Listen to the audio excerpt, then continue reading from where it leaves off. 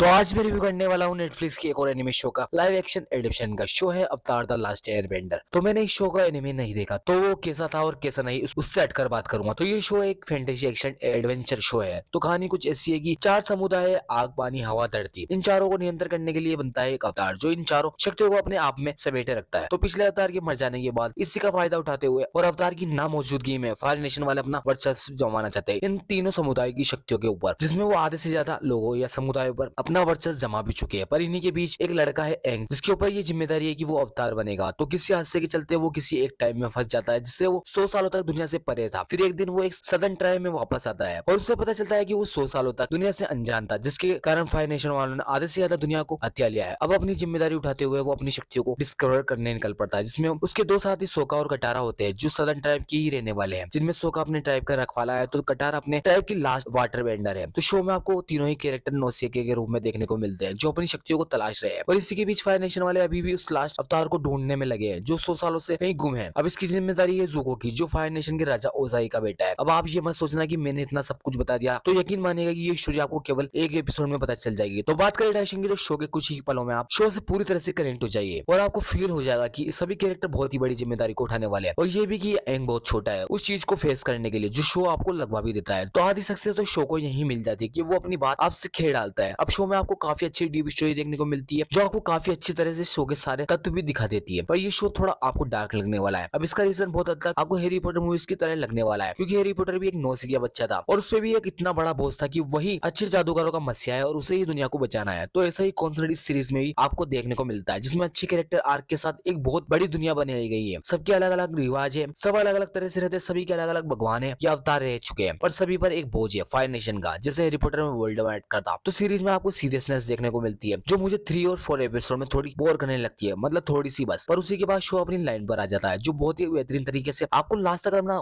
सफर बना लेगा, जिसमें एक के बाद एक आपको कुछ ना कुछ एडवेंचर्स देखने को मिलता है जो आपको अपने सफर में आगे ले जाने का काम करते हैं, जिसमें बहुत सारी चीजों को दिखाया गया है जिससे हमारे कैरेक्टर लड़ते हैं या कुछ ज्ञान प्राप्त करते हैं और शो अपनी दुनिया को बढ़ाता चला जाता है। अभी शो में आप सबसे बेहतर पार्ट है वो है इसका लास्ट एपिसोड, जो सारे एपिसोड में से आपको बहुत ज्यादा और एपिक लगने वाला है और इसका इतना ही बेहतर बनाते हैं इसकी कैरेक्टर। अब इस लास्ट एपिसोड को देखकर भी आपको Harry Potter deathly hollows part 2 याद आने वाली है, जिसमें एक तरफ वोल्डेमॉर्ट की पावर इविल सेना है तो दूसरी तरफ हैरी पॉटर और उसके कुछ साथी। तो ये वाला एपिसोड देखकर आपको शो से जितनी भी शिकायत होगी वो सब दूर हो जाएगी। अब इस शो में मुझे हैरी पॉटर की बहुत ज्यादा परछाई दिखी। तो वो कैसे है? तो इस शो में भी आपको 4 एलिमेंट्स देखने मिलते हैं, जैसे हैरी पॉटर में 4 घराने होते थे, इस शो में भी फायर नेशन वाले 3 एलिमेंट्स से अपने आप को ऊंचा समझते हैं। तो हैरी पॉटर में भी नाग शक्ति वाले अपने आप को ऊंचा और समझते थे। तो इस शो में भी आपको 3 मेन कैरेक्टर देखने को मिलते हैं, एंग, सोका, कटारा। हैरी पॉटर में भी आपको 3 मेन कैरेक्टर देखने को मिलते हैं, हैरी, हरमाइनी, रॉन। इस शो में भी एंग पर बहुत बड़ी जिम्मेदारी जिसको वो ना चाहते हुए भी उसको ये अपनाना ही पड़ेगी और इसी के चलते उसको बहुत से लोग जिम्मेदारियों में घेर देते हैं और इसको 100 सालों तक छुपे रहने के लिए जताते रहते हैं और उसको अवतार के लायक नहीं मानते। तो वैसा ही कुछ हैरी पॉटर के साथ भी है, जिसे सब मसीहा मानते हैं पर वो खुद को कुछ नहीं मानता और धीरे धीरे सब सीखने की कोशिश करता है और वो भी अपनी शक्तियों को डिस्कवर कर रहा है और नौसो क्या है। उसी के बाद आती है कटारा की। तो इस शो में कटारा सबसे समझदार कैरेक्टर है जो अपनी शक्तियों पर बहुत हद तक नियंत्रण पाल लेती है। तो वैसा ही कुछ हरमाइनी के साथ भी है, वो भी बहुत समझदार किस्म की लड़की होती है जो जादू बहुत जल्दी सीख लेती है और वो इन तीनों के बीच सही फैसले लेती है। तो कटारा भी इस शो में वैसी ही है। तो तीसरे कैरेक्टर यानी सोका तो बंदा आसानी के काम करता है, योद्धा है पर नौसिखिया है और लड़कियों पर मरने वाला है। तो रोन का भी हैरी पॉटर में यही हाल रहता है जो आसानी का काम करता है। तो यही नहीं, शो में जो अभी तक विलन की भूमिका निभा रहा है वो है जुको। उसको देखकर भी आपको मेलफॉय की याद आ जाएगी। बंदा अच्छा है पर अपने पिता के कहने पर गलत राह चुन रहा है और उसको ये सब नहीं करना, पर अपने पिता को यकीन दिलाने के लिए उसको ये सब करना पड़ रहा है। तो ये तो हो गई हैरी पॉटर और अवतार द लास्ट एयरबेंडर में सिमिलरिटी। अब इससे आपको शो की स्टोरी और कैरेक्टर में सिमिलरिटी देखने को मिल जाएगी। जो इस शो में एक चीज में और दिखाता है वो है इसके डायरेक्शन में। अगर आपने ऊपर मेरी बात पर ध्यान दिया होगा तो मैंने कहा था कि ये एक डार्क शो है, तो इसका मतलब इसकी सिनेमेटोग्राफी है इसके पूरे तरह से हैरी पॉटर के डार्क वर्ल्ड जैसा नहीं है, बल्कि इसकी सीरियस वे को दिखाता है। तो ऑल ओवर डायरेक्शन मुझे कुछ कुछ जगह थोड़ा सा बोर लगता है, पर जैसा मैंने कहा कि लास्ट के एपिसोड में आपकी सारी शिकायतें ये शो पूरी कर देगा और एक अच्छा शो आपको देगा। तो इतनी ही तारीफ बनती है नेटफ्लिक्स की भी कि चाहे लोग कुछ भी कहें, नेटफ्लिक्स वालों ने आपको एक ग्रैंड शो बहुत अच्छे तरीके से प्रेजेंट किया है। हालांकि मैंने एनिमे वर्जन नहीं देखा, पर फिर भी मैं ये बात कह सकता हूँ क्योंकि आपको ये बात कैरेक्टर से लेकर इसकी जो बड़े बड़े सेटअप और वो वर्ल्ड बिल्डिंग में दिख जाती है, जिससे क्रीज ना बनाते हुए नेटफ्लिक्स वालों ने उसे सीरियस वे में ही प्रेजेंट किया है। तो अभी तक तो मेन विलन जाओ है जो एक पपेट की तरह ही काम कर रहा है, जो ठीक भी लगता है, पर आने वाले सीजन में जो होगा वो सोचकर ही अभी से मजा आने लगा है। बात करें सिनेमेटोग्राफी की तो शो में आपको काफी बड़े वेल देखने को मिलते हैं जो अच्छे लगते हैं, पर लास्ट वाले एपिसोड में जो देखने को मिलता है वो इन सब से बहुत ज्यादा रियल फील देता है। बाकी वीएफएक्स का जितना भी काम है, महल वगैरह या दुनिया दिखाने शायद आपको तो लग जाए, पर फिर भी आपको बहुत अच्छा लगता है देखने में। और यही वीएफएक्स वाला वर्क आपको वो शक्तियों में जब देखने को मिलता है वो और भी अच्छा लगता है। बाकी की जो भी क्रिएचर वगैरह देखने को मिलते हैं अच्छे है। बात करें बीजिंग की तो बीजीएम अच्छा सुनने को मिलता है। अब इसमें स्पेशल मेंशन मैं करना चाहूंगा जिसने भी डायलॉग किया, जो बातें लिखी है वो बहुत शानदार है। मतलब इसमें कुछ कुछ जगह ऐसी बातें है जो समझने वाले के लिए बहुत अच्छी है, जिससे सुनकर कुछ बातें दिल पर लगने वाली है,